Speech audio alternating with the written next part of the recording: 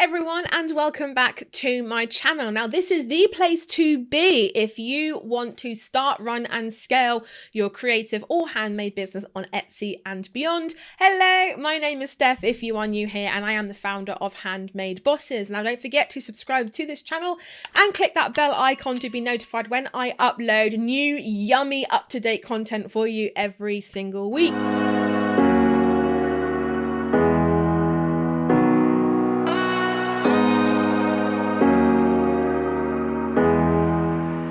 Today, we are going to be talking about how to be consistent on social media for Etsy sellers. Okay.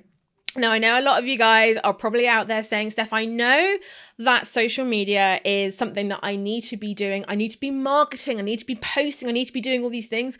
But life gets in the way sometimes, and I just don't know what to do to stay consistent. I know that is the thing for me to do, but sometimes, Steph, either I can't be bothered, I run out of inspiration, or like I said, life gets in the way. Now, if that is you, then do keep watching, because this video is going to show you exactly how to be consistent on social media so that you can market your Etsy shop like a pro. I'm interrupting my own video to bring you something that you need to know if you want to implement this stuff in the best way, and that is your conversion rate. So just a very quick lowdown. We have Joanne here who sells $20 necklaces, okay? And she has a conversion rate of 1%, which basically means 1 out of every 100 browsers buy from Joanne, which basically means that is $20 out of every 100 people. Not bad, right? But what if we could increase this to 1.5%, to 5%, or even 10%? That means that is increased to $200 out of every 100 people. We are not changing Joanne's shop. We are not changing what she stocks. We're not changing the amount of people that are brought in from social media, from her email list, or all these kinds of places, okay? We're not even changing our SEO. All we are changing is our conversion rate. And that is what I want to come to you today to say that I have an amazing class for you, which details exactly how to increase your conversion rate, increase that number so that you can get more revenue from your Etsy shop. The link for that is in the description box below. Make sure you get your free seat on this 90-minute masterclass, and I'm going to show you in 90 minutes how to increase your conversion rate in 7 days or less. Back to the video. Now, tip number 1 is make it easy for yourself by creating as many templates and frameworks as you can.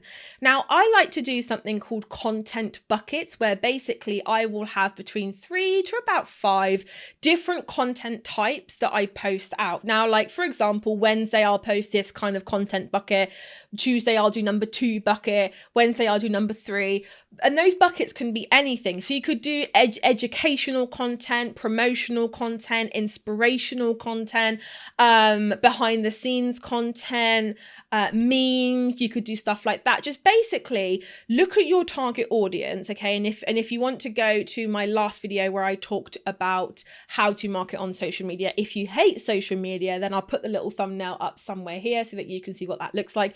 Go and watch that, because that's a really good video to complement this one, okay? So I want you to create templates and frameworks in the form of buckets. Now, you could go like an extra layer deeper with this and actually create like picture templates that you can just go in and change every single week. It just makes things really, really simple. So again, for example, let's say that one of your content buckets is a quote post. Maybe you post that on a Thursday or a Friday, or maybe like a Monday.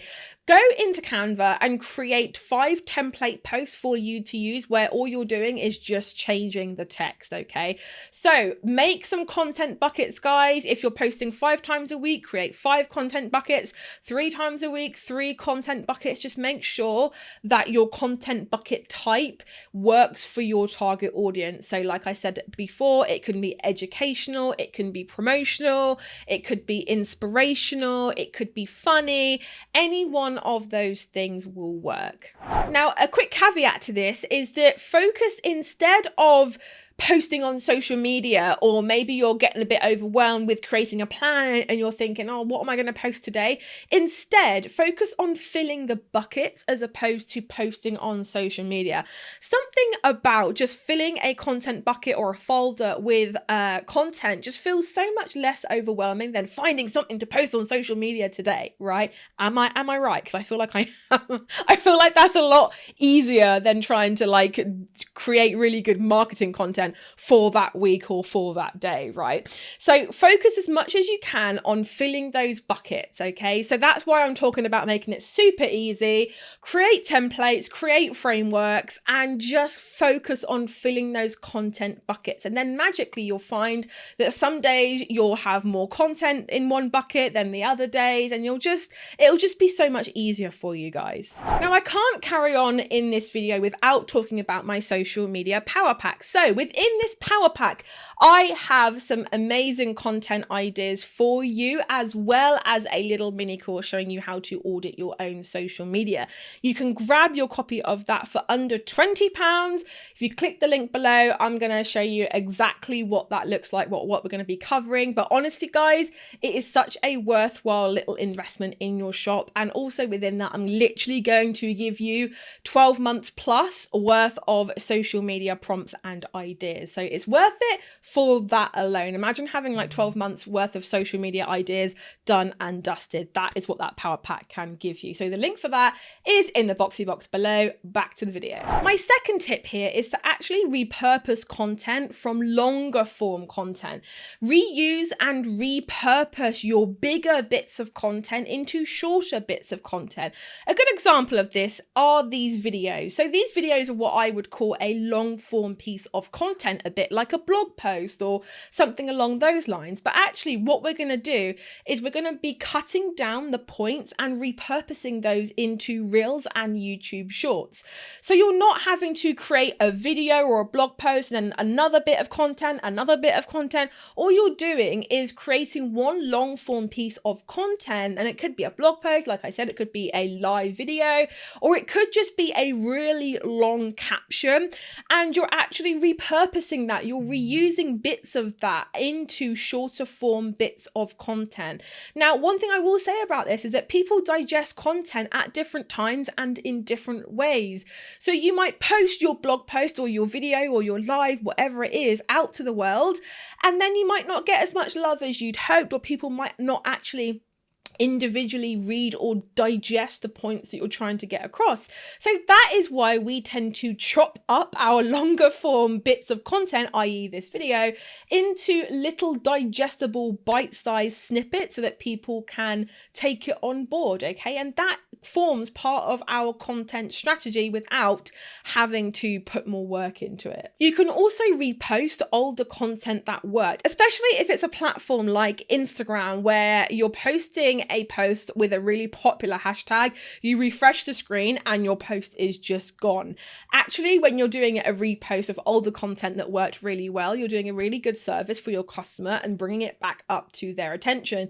This is something that we do and that we always have done, is that actually we'll have a little folder and all of the really good posts that we feel and we know our target audience are going to really love, we just make a quick screenshot, a copy of it, and we will pop it in that folder. So actually what ends up happening is after a couple of months of doing this, you have a folder of content that you can reuse and fill gaps if you need to. Tip number 3 is schedule for 1 month ahead at a time. Now, in the video where I talk about how to market on social media if you hate social media, I actually talk about doing this in a longer form way for 12 months ahead instead of 1 month. For those guys who really don't like to be on social media, do it longer. But if you are someone who is okay and you're fine, schedule 1 month ahead at a time and focus on evergreen content that won't change very much. Now, what I see quite a lot of is people will post content that may be out of date by the time it gets there. So focus on evergreen content that A, you can repurpose into short form content, and B, that you can repost whenever you need to fill a gap. So I personally love to talk more about evergreen content. I will film like videos that are likely to get out of date closer to the time, but videos like this where I know that the advice is going to be valid for at least 6 months to a year, I will do these ahead of time and schedule these out at least 1 month ahead. It just makes sure that I have stuff going out all of the time. And also I feel like a lot of you you guys are going to be thinking, well, sometimes, Steph, I feel more creative and I feel more like I want to be front facing in my business more times than others. And all of these tips is just going to help you to batch create those posts, create your social media marketing strategy, and actually create the posts themselves in that time when you're feeling more productive. So guys, I really hope that you enjoyed that video. Give it a big thumbs up if you did. Do not forget to like and subscribe so that more people can see this video, and also, you know, subscribe because hey, it's free. And also I'm posting really awesome up-to-date content every single week on this channel. Leave me a comment what you sell in your Etsy shop or in your handmade store. And guys, I will see you in the next video. Bye everybody.